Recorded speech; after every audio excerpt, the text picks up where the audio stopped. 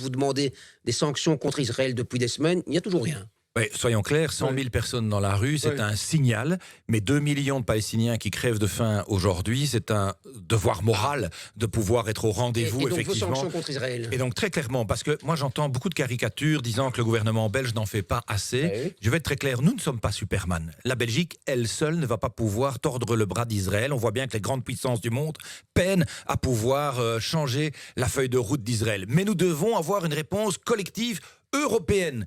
Un exemple pour le comprendre, si on fait, et c'est nécessaire, je le pense, un embargo sur le transit d'armes, par exemple, depuis le port d'Anvers, si c'est de toute manière pour que, à quelques kilomètres de là, tout passe par Rotterdam et que les armes soient quand même livrées, ça ne réglera pas la cause palestinienne. Les mesures très claires.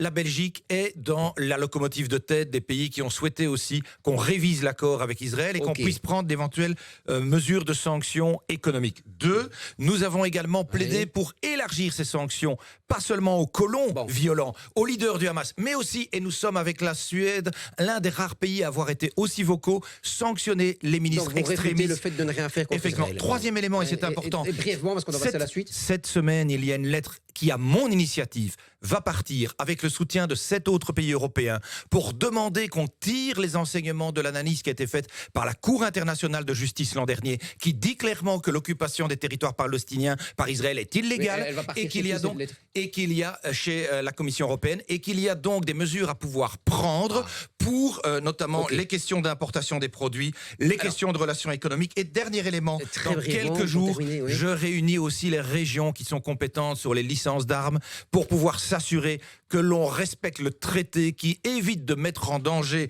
les populations. Il y a un embargo sur la vente qui est très clair, mais on doit s'assurer qu'il n'y a pas de passoire, notamment sur les questions de transit. Et j'ai été parmi les plus vocaux. Rares sont les ministres des Affaires étrangères à avoir évoqué la question aussi du génocide avec autant de clarté que je ne l'ai fait. Et donc, oui, nous sommes à la pointe, mais la réaction, elle doit être collective, elle doit être européenne.